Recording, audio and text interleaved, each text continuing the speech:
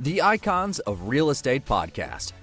Are you ready to learn the proven money-making secrets from eXp's top-producing icon agents? If you are an ambitious eXp agent ready to skyrocket your business, this podcast is for you. Tune in every week with your host, Tomasz Fonseca, and find out how to implement proven strategies to 10 times your eXp business, from $3 million to $30 million in just 12 months. Brought to you by the Masters in Real Estate Marketing, Arter SEO. Hello guys, I'm here today with another episode for eXp Realty mini-series here with the face of the Real Estate Master Summit. With us today we have Kenny Truong, known as FAST Agent, leader of teamFAST. He's currently the #1 agent when it comes to homes sold in Oakland between 2012 and 2019. Kenny started his career right out of college and has continued to pursue his passion for exceeding clients' expectations by leveraging local market knowledge with a huge system of technology and tools to delight them through the home buying and selling experience. Kenny's teamFAST was the #1 highest producing team in all of eXp Realty world. Yes, that's out of more than 60,000 agents in the month of June. And maybe it will tell us that will be in the month of August, in the month of September as well, hopefully in the year of 2021. But yeah, we'll see what's happening. Welcome to the show, Kenny. Thanks for the intro, Tomas. So June went on fire, right? You're the #1 highest producing team. How do you make you feel? It was pretty cool. I mean, we got a lot of great feedback from it, and it's kind of nice that it came from corporate because we didn't really know. I know eXp is making an effort to kind of really push showing production. So we're not just a recruiting company. We're definitely on a high sales team. So that set the bar pretty high for us. We're excited about that. And I think we're leading pretty much every month now, just because we can talk about it in a bit, just because of the sheer size of our team and our growth. This month, we've done over 60 million for September. And this is kind of our new base, I think, moving forward as we grow. Nice. This is your year then, no doubt about it. Yeah. So let's start with your real estate journey. Tell us about it. Mm-hmm. We just got into real estate right out of college. Didn't really know what I wanted to do. I was studying business marketing and business degree over in Cal State Hayward, which became Cal State University East Bay when I was, I think, 24 years old. So about a little over 12 years ago. I just turned 37 last week. And then did that and kind of worked. It was a recession. The market completely tanked. Homes were like in my area are like even under $100,000.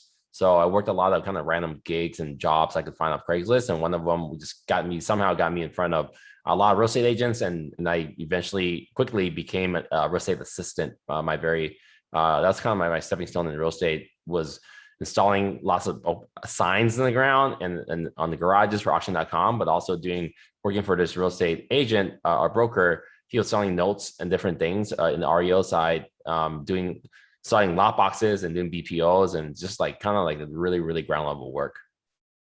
So how did eXp Realty got in that real estate journey? Funny story. So after being licensed and working in real estate for 9 years, the last company I was with had a really great run there at Climb Real Estate, which was acquired by Realogy, and then they decided to fold it or put it away right now. So there's no more Climb Real Estate. Once they shut down, I had the opportunity to interview other brokerages. I interviewed about 17 different companies within the week, within I think a 10 or 11 day span, and met with 13 different sales manager, broker owners in person in January, and decided to just come to eXp because I didn't really know what it was, to be honest. I didn't do a lot of research. It was actually very low on my list to join. I came to eXp because it was cheap, with a 16 grand cap. And I saw the opportunity to kind of brand myself however I want.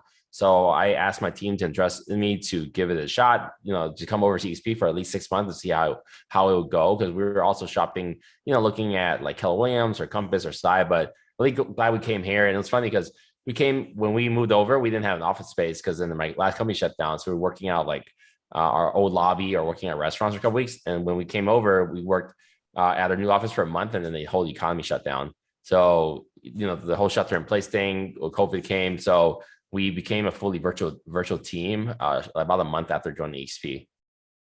Yeah, and it's going good so far. Are you staying with EXP? Yeah, I can't imagine myself anywhere else. We grew this team from I moved over. When the climb shut down, I had 10 agents.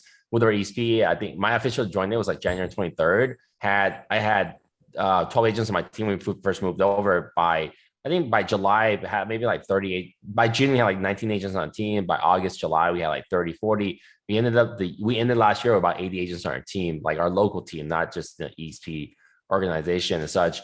And then now fast forward, we have about 198 team members, and we onboarded 18 this in September. So we've been adding about 20 agents a month to our roster, and then we're approaching now like 20 and 30. So we now become the fastest growing team on the eSplit platform because we took the best parts of eSplit, I think, which is like the model, the commission structure, the free reign, and all that. But we layered on what we feel is more like traditional brokerage.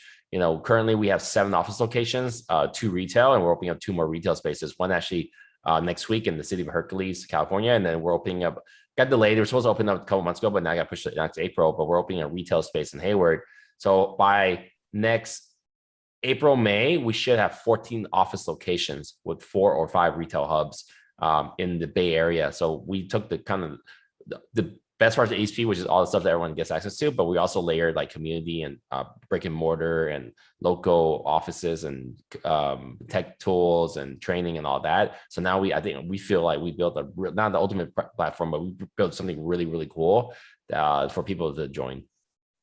Nice. So what is behind the fast in teamFAST? Is it fast growing, fast selling? How did you create this advantage of being faster than others? Yeah, I started this fast agent brand, I think my 3rd year in business. I became the #1 agent in Oakland my 3rd year. I think that was like 2013 for buyer units. And I worked with a lot of technology, leveraging stuff back then that was pretty advanced. Now it's not. Like I was the first agent in my market to get an IDX feed on my website. So I paid about $1,000. I copied someone that's all in, I think it was like San Diego or something.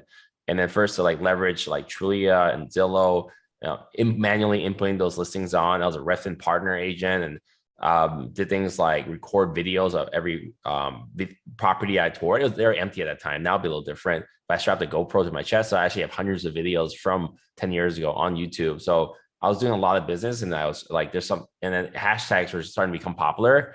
Uber and Lyft was starting to I think they were out back then, I forgot, or at least starting to grow. But things were moving pretty fast. So I decided to just brand myself with a hashtag, and hashtag fast agent was my brand. And I use that still use it to this day. But this brand is about 10 years old, but a little over 2 years ago, I started this brand called hashtag teamFAST. I should know my 4th year in business, I started teamFAST agents, 3 words.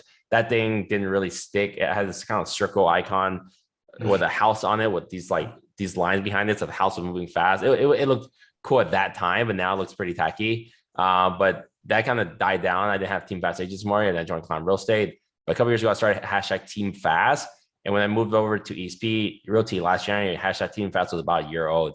And then in April, I filed a DBA, doing business ads for the brand Fast Real Estate. And when I got that, took a couple months, and then I got that approved by the DRE. So I went from hashtag fast agent to hashtag teamFAST to Fast Real Estate. So Fast Real Estate now is my company and brokerage. It's more than just a small team. So my company and brokerage that I represent, Fast Real Estate, now has about the 200 agents on our roster. And then our email addresses are at fastagents.com. So now I multiply myself from one fast agent. Now we have hundreds of fast agents. Yeah, I think it was a bit of a confusion there with the fast agent, teamFAST agent real estate. It was very confusing last year. So that's actually when I was still in sales, I'm out of production now. I work with a couple listings here and there. But last year, my sales team that I'm on deals is teamFAST, and the agents I brought on to any model where they can do what they want with using our brand with Fast Real Estate. But then as confusing as this conversation is, that's what happened last year. So we decided, Fast Real Estate teamFAST is all one thing. There's no, these people do this, these people do this. It's all, and then our agents can use Fast Agent and all this. So it's just all one big thing now. So there's less confusion this year. Yeah. And yeah, Kenny, you were named the Inman News Most Innovative Agent Broker of the Year. Can you give us some perspective on the inside world of your savvy marketing and system and process to make you have this recognition? So this is like 2015. So again, like a lot of stuff that I do back then might not seem that innovative now. Like I was one of like showing people how to like connect different tools. Like I was using Real Scout connected to MailChimp, and running Facebook ads to the same group and using Zapier. And then I was doing a lot of email marketing back then. Won a lot of awards for email marketing. There's still, I've stopped doing them a couple of years ago, but you can still find a couple hundred of my old emails on KennyTruong.com. There's a section that says newsletter. So what I did back then was I kind of leveraged pop culture, like a movie. It could be like, I don't know, like a movie with the Rock, or it could be a Snickers bar, or it could be Pepsi or Coke. And I kind of modified the logo. I paid someone to do it, modified the logo to also Fast Agent. But it wasn't illegal because it's not copyright. You're not making it look like that same product line. But I just kind of copied that thing or app or Amazon and made a Fast Agent. And every single week for 5 or 6 years, I created this email newsletter that took me like a good 6-7 hours, sometimes 10 to do this email newsletter once a week, where it was completely branded with different color schemes and all that to match that logo, and had real estate content in it. And I kind of built my name off that. But there's some other things I did too that was like savvy. And then I took also that email marketing and posted on LinkedIn and my Facebook cover page and Facebook business cover page. I sent that every week. So I was pretty notorious for that. And did some other cool stuff too, like when the Golden State Warriors won the championship in Oakland, I think I paid like $21,000, but I had a Skywriter, right? While there's like 2 million people out in Oakland. I did, Kenny Truong, #1 agent in Oakland, Climb Real Estate, #1 on Zillow. And there's 2 more lines, but I was always constantly innovating in marketing. And for a couple of years, I even had 100 butts benches in the city of Oakland that all I said was Fast Agent on it, spread across Oakland. So like lots of these different things combined was why I won the Innovative Award back many years ago. Yeah, sounds very cool and very very spontaneous ideas, and yeah, you're not afraid to open the bag from them, and it seemed to have worked out for you. So do you still keep up with the latest innovations and trends out there? Yeah, we do now. Like there's less innovation needed. And because then like before, I mean, even go back like 20 years ago, 15, 20 years ago, when you're building out like a MySpace page or a Zanga, there's a lot of design work involved in color scheme, all that. Now it's all about social media influence. So there's not a lot of innovation left in like overall design. Now it's just about like get reach. And now like I haven't ever made a TikTok or reel before, but my team does. It's like, so like because this is what's innovative right now. So right now, the innovation is mostly built in the team space, like whereas Zillow Flex online leads teams and growing team phase. So I spend most of my time in conferences. Like I have 8 more, maybe 10 more conferences this year. Moving forward, like I just came back from a couple of days in Lake Tahoe for a John Cheplack event, learning about leadership and recruiting and team growing. And like I think a lot of the innovation is in that space where you're leading people, like becoming a stronger leader. So less like gimmicky, cool looking stuff now in the innovation space and more about personal development and team development. We're the second largest Zillow Flex partner in the entire Bay Area. And we're really excited to be I think the second team to join Zillow Flex. And then we're also, we have partnerships with like HomeLight and UpNest and all these other sites. So the innovation space is really now in the hands of the team leaders trying to get bigger accounts, grow the team larger, and do more sales overall. So like taking a step back from being the front of the company and on social media to help people grow. Yeah, looking good. And again, so you manage teamFAST or Fast Agent or Fast Agent Real Estate, which operates as a high performance team, if not the highest performing team right now. Of course, if I ask how do you make this happen, it can be a tricky question because we can be here for a week. But if you can do a little answer for this, so how do you make? Yeah, it's a lot of a lot of teams are running a really similar model because I was on ESP Mastermind this morning. So I'm not gonna talk about how we got here, but I'm talking about like what we're running right now. We currently have a 5-person leadership department. I'm kind of the visionary CEO leader. We have director of sales and coaching. That's one person on the team. We have a director of onboarding and partner relationships. We have director of operations, and then we have kind of like our own in-house broker, compliance person to like look over contracts and stuff. And then we have 2 like high-level admin roles. We have an operations specialist. We're kind of building her into what a lot of teams call an integrator. And then we also have a team relationship specialist, 2 ISAs and 2 VAs. So that's mostly our staff and team. We have about 10 people, 10 staff supporting close to 200 agents on the team. And then within our team or our company, we have squads. We have 7 sub team leaders or squads overlooking 9 agents each. The 9 agents are determined by agents coming onto our Zillow Flex team. So if someone wants to be on Zillow Flex program, they have to be aligned with a squad. And then for a new squad leader and our new agents coming in, we currently have, I think, like 15 mentors. Each mentor we have, we copy ESP program. Each mentor we have are assigned up to 7 mentees, and they're there for them for the first 3 contracts. And then on top of that, we also have we have a training library. Many teams are doing training libraries now. We have a full library. And then 3 times a week, Monday, Wednesday, Friday morning, 8:30, 9:30, we have coaching calls, group coaching calls. We have about 60 people on those calls. Monday is accountability and motivation and accountability. Wednesday is market update and role play. Friday is open discussion. And then we use Slack. There's like, we literally have over 100 something thousand messages on Slack. I invited my entire downline at EXP to my Slack, invited local people, other agents I like in the area to Slack.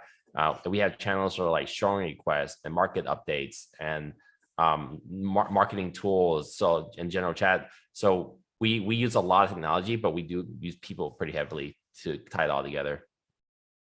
Yeah, you seem to have the structure there pretty much aligned. Like, what would be like an advice for you to, of course, your team is rather big right now. You have a lot of agents on your downline. What would be your advice for someone who is still, let's say, have 20 agents on his downline, his or hers on downline, and has like 2 or 3 team members? What would be your advice to them?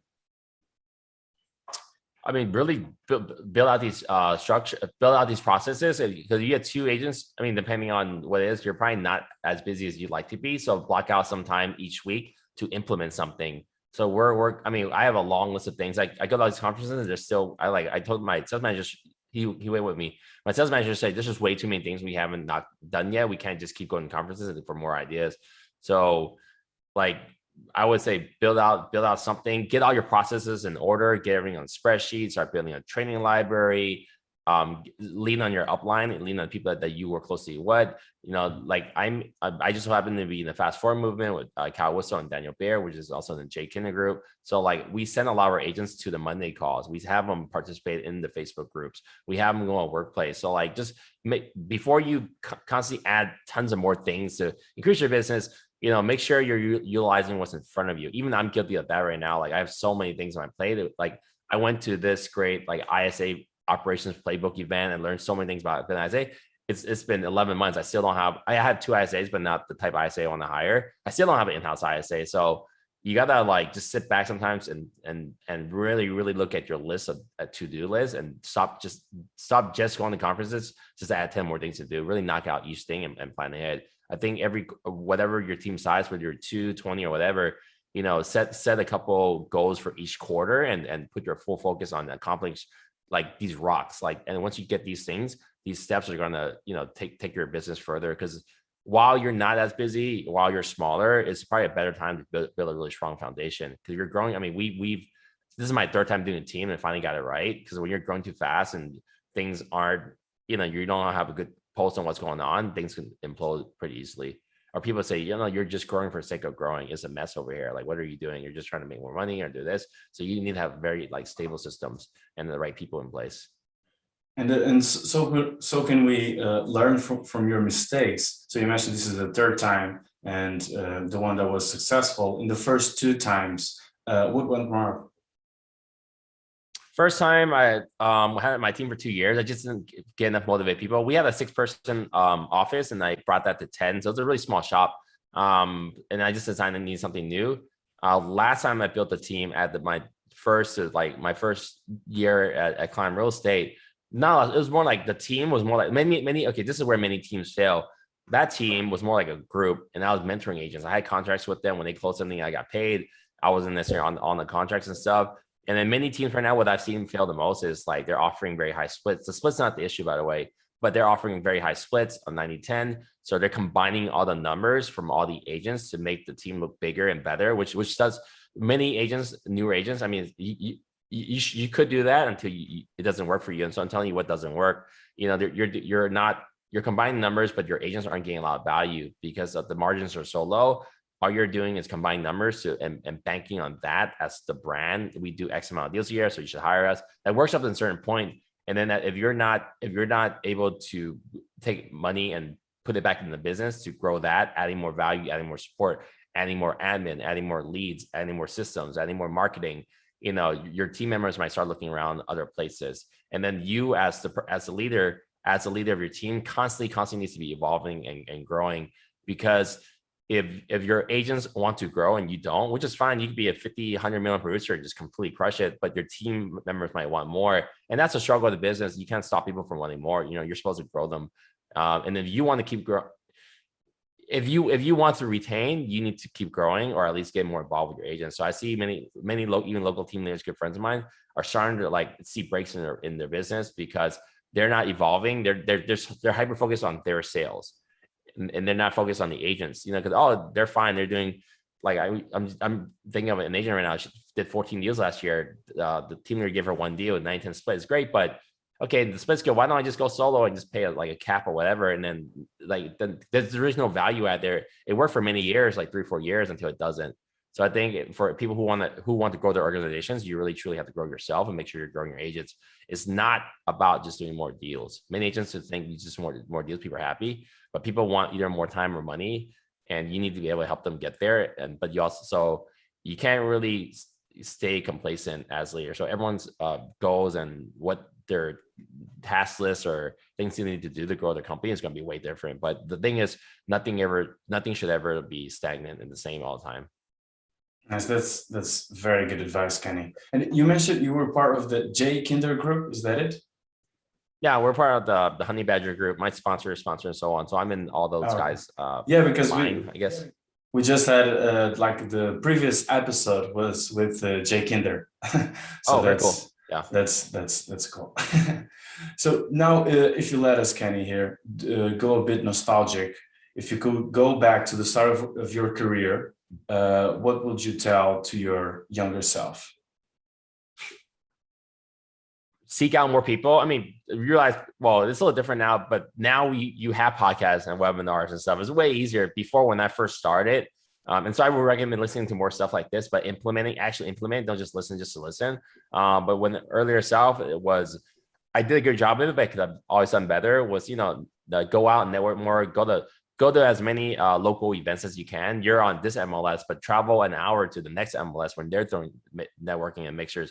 Find every opportunity you can to improve yourself, and find every opportunity you can to speak in front of a lot of different people, because that's going to open up a lot of more opportunities and referrals and stuff like that. Like I went to Inman my first year, you know, I couldn't afford the ticket. I just did the $50 agent reboot day because I couldn't afford the $900 or whatever it was at that time event. But, you know, I went every single year. I think in the last 22 Inmans, I maybe missed 2 in New York, but now that's why I'm a big part of that community. And early on, seek out people in your marketplace that you want to mentor. Many depends. If you're a good person and you know you are hungry, even the busiest agents will be open to mentoring you. I've seen that a lot in my market. But if you're just trying to pick their brain, just to pick their brain because they're a top producer, and you're not going to implement it, you're not going to get like a lot of good feedback. So I would say for agents early on, and to myself, you know, seek out people, invite them to coffee or lunch, and really like understand what makes them tick, how they work. But there's a thing called like modeling. You want to seek out different agents, but you want to kind of look. just because someone does a lot of business, does a ton of business, doesn't mean you want to be like that person, because they run a completely different shop or type of operation. You want to seek out agents that you have a high respect for in your market, how they do business, what their brand is, do people treat them with respect, and what type of homes they sell, and kind of like maybe model your business after that person. Early on, I modeled my business after a couple of brokers, 2-3 brokers in my area. I had a lot of respect for it. That did a lot of flips, had great branding, had like a lot of agents follow them, and was really well respected. And then now, a couple years down the line, I exceeded all their sales, and I started modeling. I went to Tom Ferry conference and I started seeing agents that I wanted to model my business after, and like tons of top producers at Tom Ferry. Now that I exceed all their, I think I'm going to be either number 1 or number 2 team in California this year, because we're doing we'll do very, very close, if not over $700 million of business. And this year we'll do $2.5 billion. But now I have no one to model after, but then now I'm taking small snippets. Like I just came back from a conference yesterday where like 12 different team leaders on stage talked about different things. Like now I'm trying to like pull little things I respect out of each team leader to mold myself into becoming a better, stronger leader. Exactly. I have a saying, which is like, benchmark until you are benchmarked. You know what I mean? I had never heard that before. I'm going to use that like that. You can use that. That's for free. Yeah. But yeah, I used to say that because it's really like that, like do the same as others did until you're bigger and stronger than them. And then they look at you and they do the exact same that you did to them. And even if you are at the top, doesn't mean that you can still grow, right? You just have to take a different approach, just like you did, like taking little pieces of wisdom. This event I went to yesterday, big team leaders, like, I mean, this is pretty advanced, but like, wow, that person does this, but also it only works because they have this, and this. Their splits are different, their models are different, their admin, they run it, but this team does this, but all this wouldn't work. Everyone's team is completely different. On paper, it sounds kind of similar, but it depends on the people, the culture, like all kinds of stuff. So you really need to like dive really deep and figure out what that looks like. Because I talk about like before, people can't copy my business because I give you an example. My high level, my first assistant right now, originally I shared her with 3 people, like me and 2 more people. I didn't hire her. And then when someone found her, she was really qualified. So I was just one of 3 people sharing the assistant. And then someone left the company, and we put in another person, and then things didn't work out right with that person. And it was just left me and another top agent working with this assistant. And then he left a different company. So I got stuck with her in a good way. And then I had to build a team.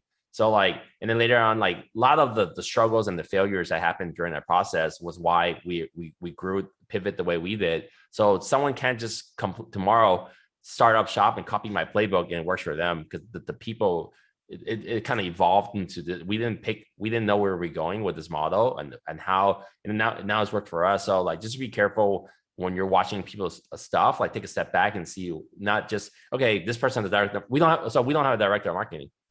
Like I don't think we need one, because we don't do a lot of radio ads and TV and bunch benches or we don't do a lot of Google ads and all that. So like, but we someone else might. So like, you just got to figure out what your company looks like. You can't just copy someone else's thing and it will work for you, because it needs to match everything else around your company. And this is where you got, you're going to start picking up little things from each company. Yeah, and each company has its own culture. Even of course, you talk about like different departments that one company lives out of them, and maybe your company doesn't even have that department. So just it depends on the culture, right? Yeah, like I'll give you an example. I really like our squads. This is our 3rd round. Our squads have like crazy names like Thundercats, Extreme Squad, The Collective, Boys to Men.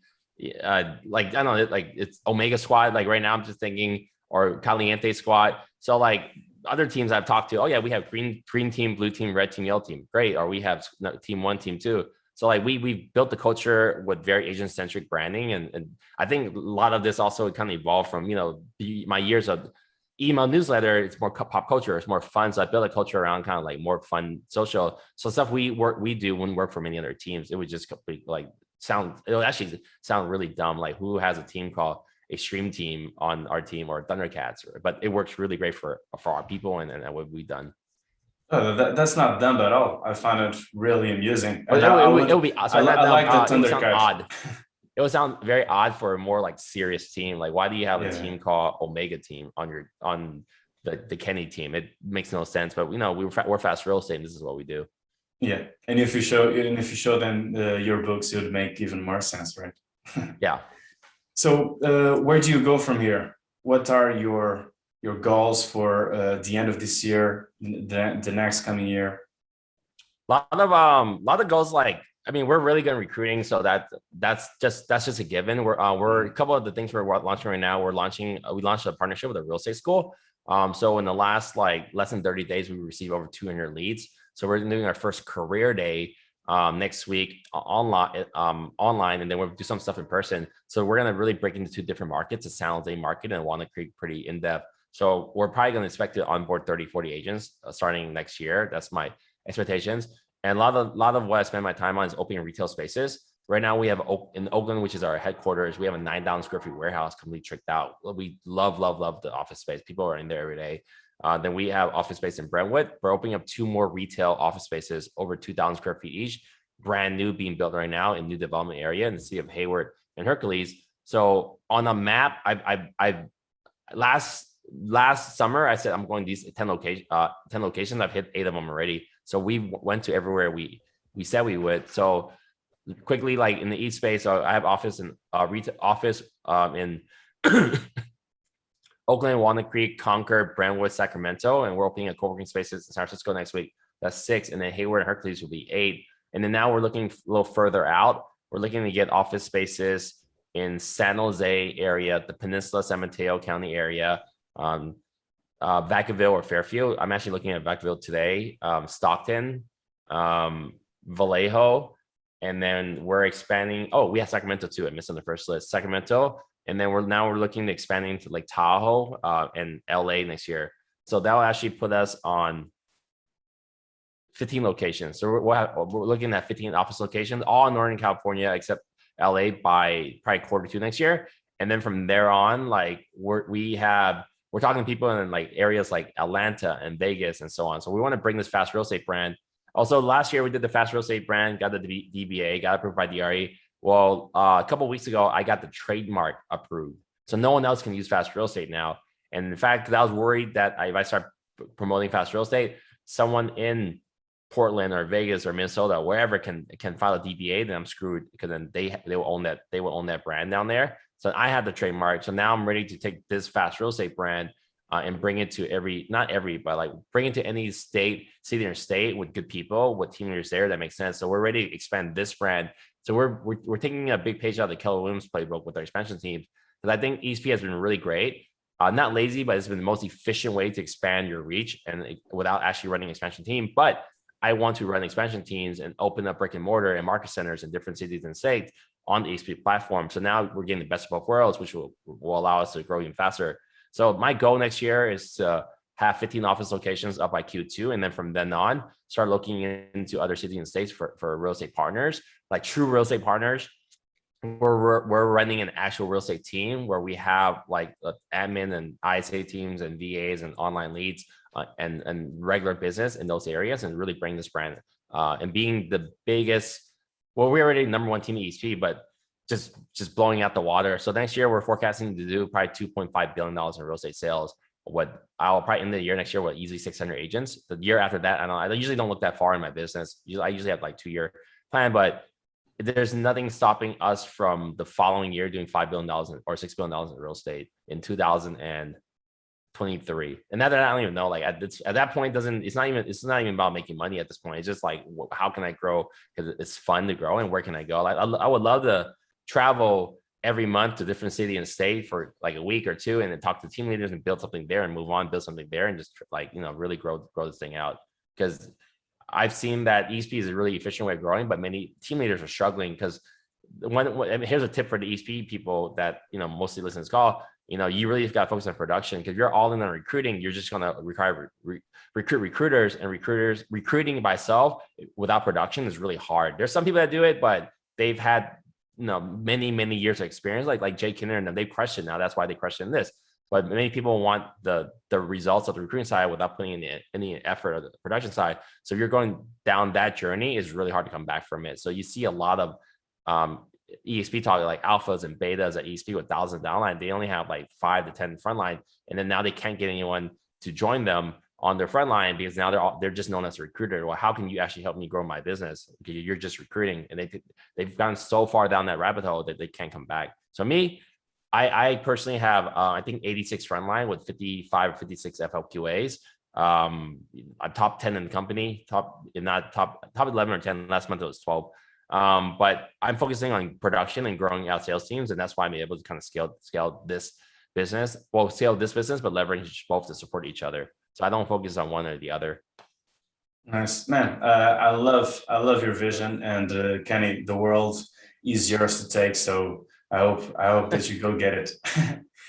If I can have you for one more question, is a question that we ask every guest here, is in what areas do you feel you need to improve, and what are you doing about it? I mean, leadership skill, but one aspect of it, which I've been learning, is really just like diving deep into my people.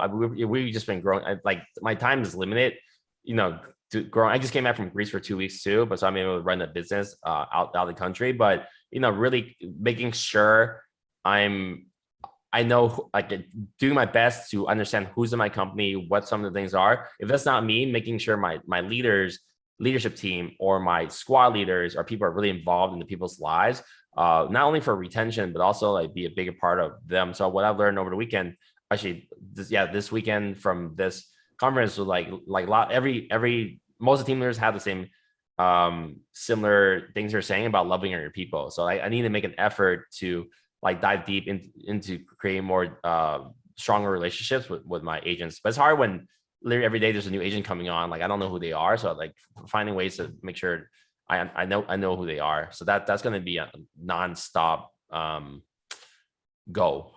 Yeah.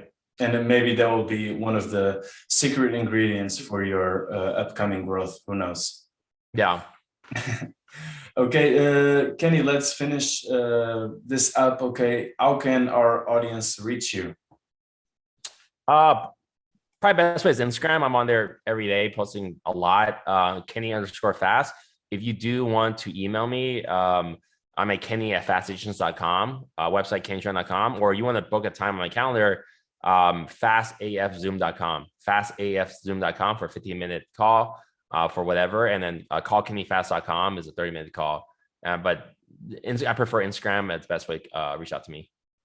Great. And yeah, thanks for joining us, Kenny. It was a pleasure. Bye. Cool. Thanks, man. Great talking to you, Thomas.